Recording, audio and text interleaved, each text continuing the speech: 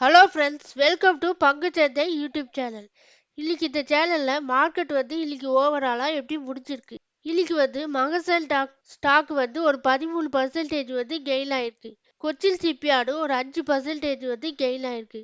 இந்த ஸ்டாக்கை இப்ப இருக்க வேல்யூவேஷன்ல இப்போதைக்கு வாங்கலாமா வேண்டாமா? அடுத்ததா இன்னைக்கு Q4 ரிசல்ட் தரக்கூடிய ஒரு 3 ஸ்டாக் எந்தெந்த ஸ்டாக்குன்னு பார்க்கலாம். இந்த செய்திகள்லாம் பார்க்கறதுக்கு முன்னாடி எங்களுடைய சேனல் உங்களுக்கு பிடிச்சிருந்துச்சுன்னா லைக் பண்ணி சப்ஸ்கிரைப் பண்ணுங்க.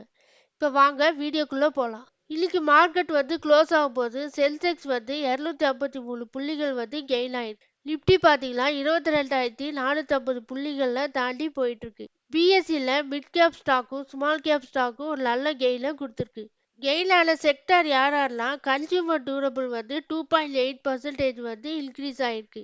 Nifty reality, metal and auto 1.7% gain ஆயிருக்கு. நிப்டி ஐடி இண்டெக்ஸ் தான் இன்னைக்கு 0.9% ட்ராப் ஆயிருக்கு. இன்னைக்கு சென்செக்ஸ் பார்த்தீங்கன்னா 73,917 புள்ளிகளை தொட்டிருக்கு. அதாவது 0.34% கெயின் ஆயிருக்கு. நிப்டி 50 பார்த்தீங்கன்னா 22,466 புள்ளிகள்ல செட் ஆயிருக்கு. 0.28% நல்ல கெயினை கொடுத்துருக்கு.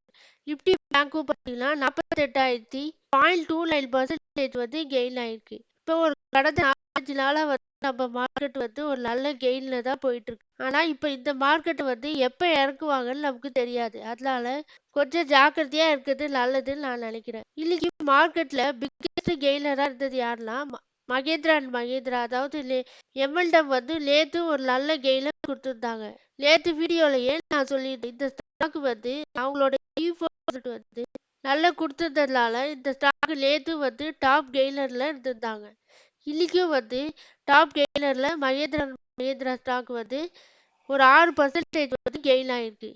பிக்கெஸ்ட் லூசரா டிசிஎஸ் -1.71% டிக்ளைன் ஆயிருக்கு. பெஸ்ட் செக்டாரா நிப்டி ஆட்டோ 1.74% கெயின் ஆயிருக்கு. கொஞ்சம் மோசமான செக்டாரா நிப்டி ஐடி தான் -0.85% டிக்ளைன் ஆயிருக்கு. இன்னைக்கு காலையில நிப்டி 50 பார்த்தீங்கன்னா டே ரேஞ்சில் காலையில 22,345 புள்ளிகள்ல ஓப்பன் ஆச்சு. ஹை பார்த்தீங்கன்னா 22,502 வரைக்கும் ஹை போயிருக்கு. க்ளோஸ் ஆகும் போது 22,466 புள்ளிகள்ல செட்டில் ஆயிருக்கு. அது மாதிரி நிப்டி பேங்க்கும் பார்த்தீங்கன்னா இன்னைக்கு 0.29% கெயின் ஆயிருக்கு. நிப்டி மிட் கேப் 100 0.88% கெயின் ஆயிருக்கு. நிப்டி மிட் கேப் ஒரு நல்ல இன்னைக்கு மார்க்கெட்ல கொடுத்துருக்காங்க. நம்மளுடைய radar mid cap stock small cap ஸ்டாக்லாம் ஒரு நல்ல கெயில கொடுத்துருக்கு. இந்த மந்த் ஃபுல்லாவே எஃப்ஐ அவங்களோட ஸ்டாக்கை வித்துட்டே தான் வந்துட்டு இருக்காங்க. ஆனா டிஐ சப்போர்ட் பண்றதுனால தான் நம்ம மார்க்கெட் கொஞ்சம் ரேலி கொடுத்துட்டு இருக்கு. 16 மே அன்னைக்கு எஃப்ஐ பார்த்தீங்கன்னா -776.49 கோடிக்கு வித்துருக்காங்க. ஆனா டிஐ 2,127 கோடிக்கு வாங்கியிருக்காங்க. அதாவது இது வரைக்கும் பார்த்தீங்கன்னா மந்த் டில் டேட் வரைக்கும் எஃப்ஐ -37,149 கோடிக்கு வித்திருக்காங்க. டிஐ 32,416 கோடிக்கு வாங்கியிருக்காங்க. இந்த காரணத்தினால தான் நம்ம மார்க்கெட் ஓரளவு ரேலி கொடுத்துட்டு இருக்கு. சில இண்டிவிஜுவல் ஸ்டாக் நியூஸை பற்றி பார்ப்போம். இன்னைக்கு சில இண்டிவிஜுவல் ஸ்டாக் நியூஸை பற்றி பார்ப்போம். வேதாந்தா Q4 ப்ராஃபிட் 25% கெயின் ஆயிருக்கதாகவும், அதாவது 127 கோடிக்கு அதிகமாயிருக்கதா ஒரு செய்தி சொல்றாங்க.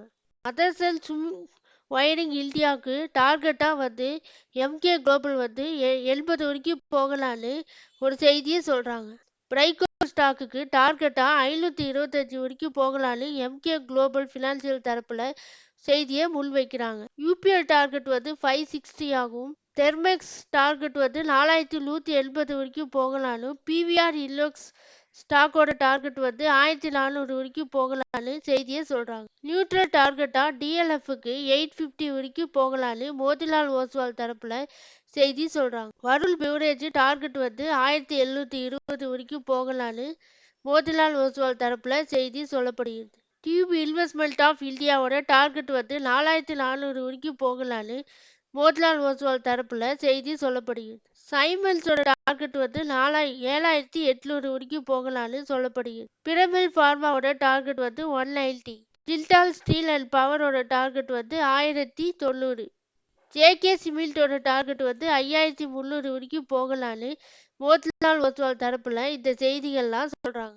இன்னைக்கு வந்து மகசன் ஸ்டாக் வந்து ஒரு 13% வந்து கெயின் ஆயிடுது. இந்த ஸ்டாக்கோட வேல்யூவேஷன் எப்படி இருக்கு, இந்த ஸ்டாக்கை நம்ம இப்போதைக்கு வாங்கலாமா வேண்டாமான்னு ஸ்கிரீனர்ல போய் பார்க்கலாம். பிஎஸ்ல போய் நம்ம கம்பேர் பண்ணி பார்த்தோம்னா இந்த ஸ்டாக்கோட பிஇ வேல்யூவேஷன் வந்து அதிகமாக தான் இருக்கு. மற்ற ஸ்டாக்கோட கம்பேர் பண்ணும்போது 36 வந்து இருக்கு. பிஇ வந்து அதிகமாக இருக்கு. இவி பை எபிட்டாவும் கொஞ்சம் அதிகமாக இருக்கு. புக் வேல்யூ பார்த்தீங்கன்னா மற்ற ஸ்டாக்கோட கம்பேர் பண்ணும்போது 11 இருக்கு. அதனால இந்த ஸ்டாக் வந்து கொஞ்சம் ஓவர் வேல்யூவேஷனில் தான் இருக்கு. அதனால இந்த ஸ்டாக்கை வந்து நம்ம இப்போதைக்கு கன்சிடர் பண்ண வேணாம்னு நான் நினைக்கிறேன். மார்க்கெட் எப்பயாவது விழுந்துச்சுன்னா அப்போ இந்த ஸ்டாக்கை வந்து நம்ம அனலைஸ் பண்ணிட்டு வாங்கலாம். இந்த ஸ்டாக்கோட ப்ரைஸ் டு சேல்ஸும் அதிகமாக இருக்கு. அடுத்ததா கொச்சின் ஷிப்யார்டோட வேல்யூவேஷனும் எப்படி இருக்குன்னு பார்க்கலாம். இந்த ஸ்டாக்கோட பிஇயுமே கொஞ்சம் அதிகமாக தான் இருக்கு. இவி பை எபிட்டாவும் கொஞ்சம் அதிகமான வேல்யூவேஷன்ல இருக்கு. டெப்ட் ஈக்விட்டி பரவாயில்ல. ROE 6.57, ROCE 8.66ல இருக்கு. இதெல்லாம் பரவாயில்ல. ஆனா பிரைஸ் டு சேல்ஸ் பாத்தீங்கன்னா 12ல இருக்கு. இந்த ஸ்டாக்குமே வேல்யூவேஷன் வந்து கூட்டிகிட்டே போகுது. அதனால இந்த பிரைஸ்ல வந்து இந்த ஸ்டாக்கை வந்து நம்ம கன்சிடர் பண்ண வேண்டாம்னு நான் நினைக்கிறேன். புதுசா வாங்குறவங்க இந்த ஸ்டாக்கை வந்து இப்போதைக்கு கன்சிடர் பண்ண வேண்டாம். ஏற்கனவே வச்சிருக்கவங்க அவங்களுடைய ஹோல்டிங்ல வச்சிருக்கலாம் நான் நினைக்கிறேன். இந்த ஸ்டாக்கை பத்திலாம் உங்களுடைய கருத்து என்ன? அப்படியே தான் உங்களுக்கு கருத்து இருந்துச்சுன்னா கமெண்ட் பாக்ஸ்ல சொல்லவும். இன்னைக்கு Q4 ரிசல்ட் தரக்கூடிய ஒரு 3 ஸ்டாக் வந்து Q4 ரிசல்ட் வந்து தரப்போறாங்க.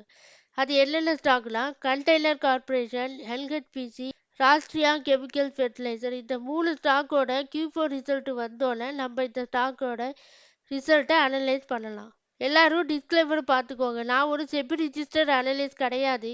நீங்கள் எதாவது ஸ்டாக்ல இன்வெஸ்ட்மெண்ட் பண்ணணும்னா உங்களுடைய ஃபினான்ஷியல் அட்வைசர்கிட்ட கன்சல்ட் பண்ணிட்டு இன்வெஸ்ட்மெண்ட் பண்ணுங்க. இந்த ஸ்டாக் எல்லாம் ஒரு எஜுகேஷன் பர்பஸ்க்காக தான் நான் சொல்கிறேன். நீங்கள் எதாவது ஸ்டாக்ல இன்வெஸ்ட்மெண்ட் பண்ணணும்னா உங்களுடைய ஃபினான்ஷியல் அட்வைசர்கிட்ட கன்சல்ட் பண்ணிட்டு இன்வெஸ்ட்மெண்ட் பண்ணுங்க. நன்றி, வணக்கம்.